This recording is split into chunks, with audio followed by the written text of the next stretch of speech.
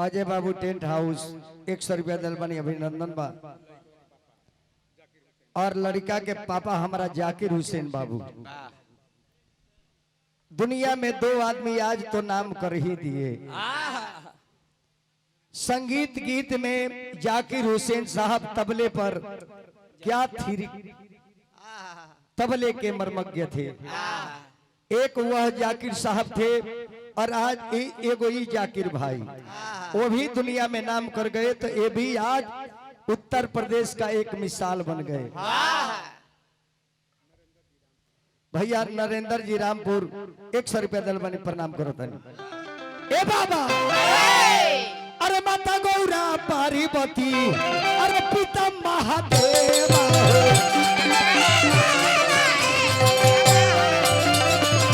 माता गौरा पार्वती पिता महादेव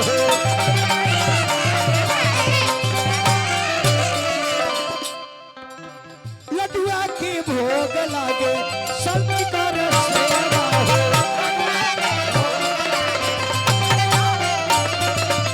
लडुआ के भोग लागे सब कर सेवा हो।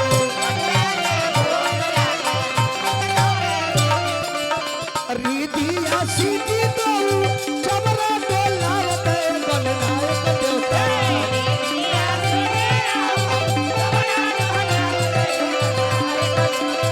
रिधिया सीधी दो चमरा डोलावत गणनायक देवता।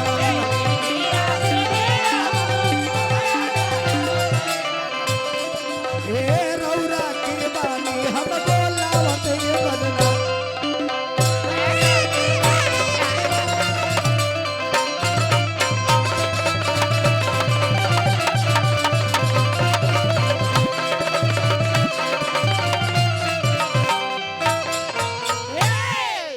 भाई गंगा सागर चौहान जी 51 रुपया भेज के कहनी कि मछरी मार के बेच के ले आइल बानी। रुआ के बहुत बहुत स्वागत बा, लेकिन छड़ तक तनी बराइए के ओकरा के मारे के बगरा के कहीं ना दूध में जिया देवे के बा। रुआ के बहुत स्वागत करम। मछरी मरले बानी, पैसा कमैले बानी, लेकिन मेहनत करके देख लो भगवान के दरबार में भेले बानी। अब लास्ट में हनुमान जी का नाम लेके सोहर गाए। रीड बढ़ाओ तो तनी अख्तर बाबू। हनुमान जी का नाम ले धूल लागल जन की पर्व 26, 27, 28 के आ रहल बा।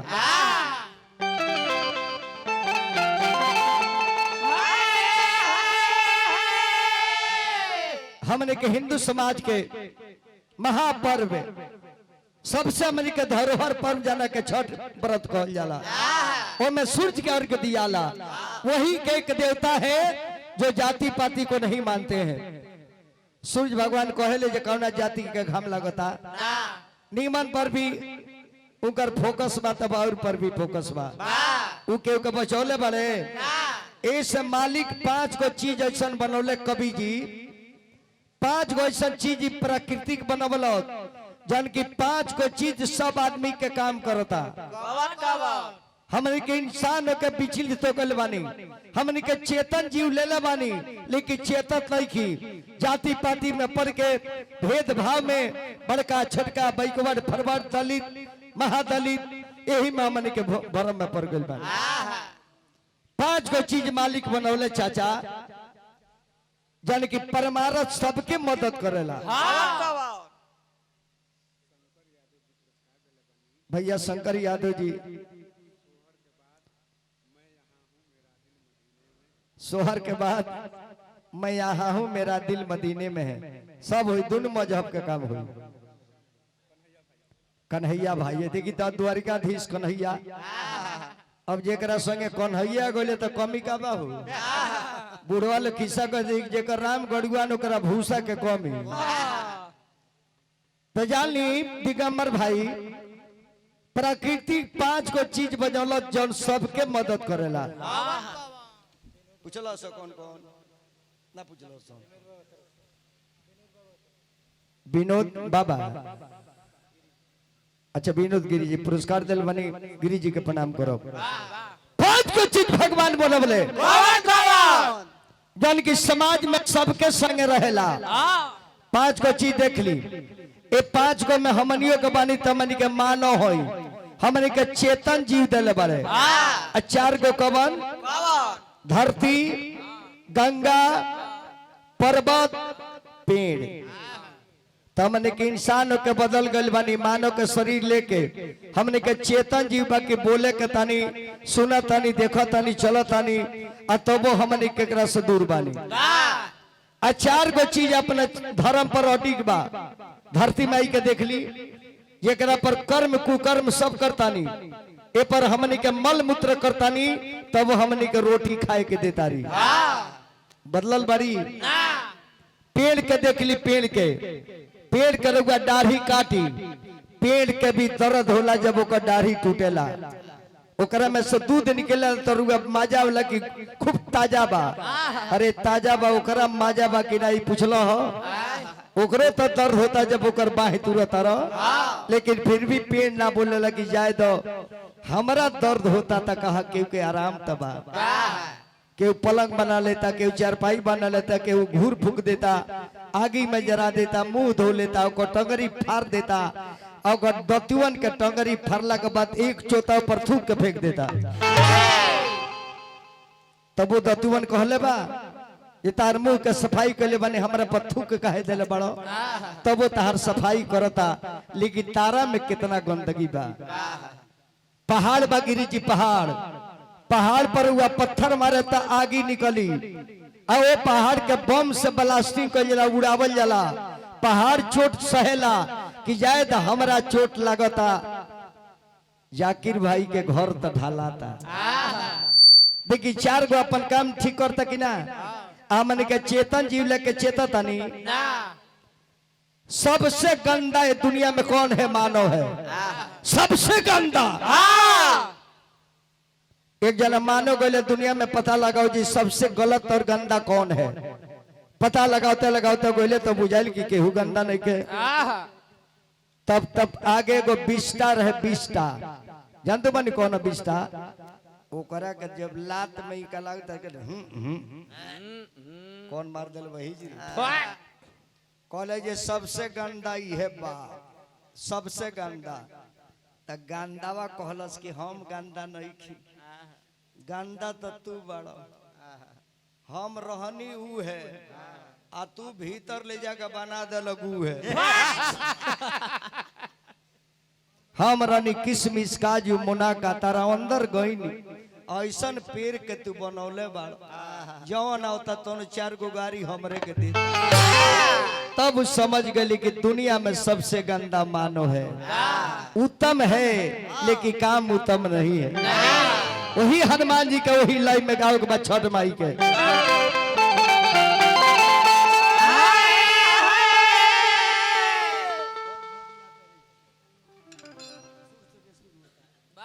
हेलो कहे बाबा छोटी मोटी अरे तुलसी के गोछिया भूइया लोटे होता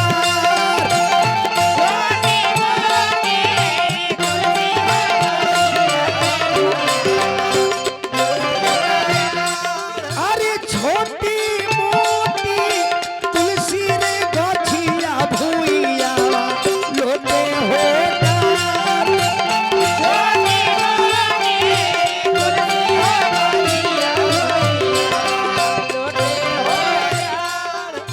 रोबाता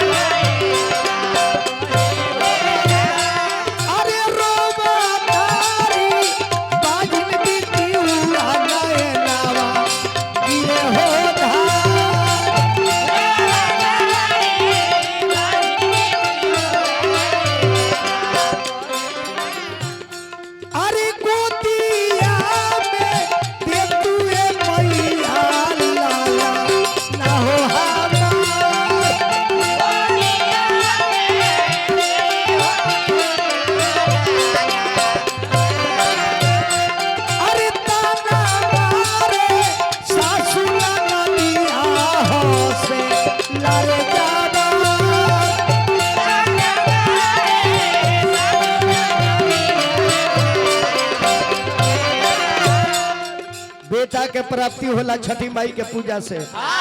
यही धुन पर हनुमान जी के बुलाए। ललवाई बाबा सुमीरा लाला करी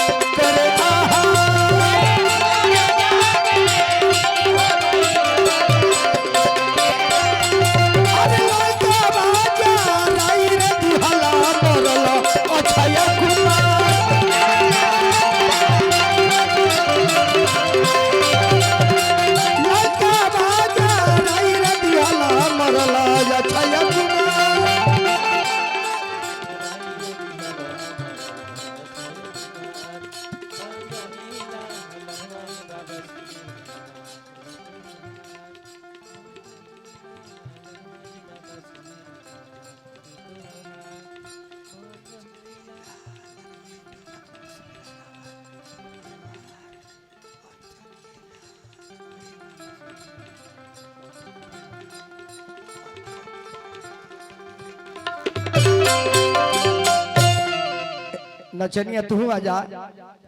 अब तू अपना रोजी रोजगार में लग जा।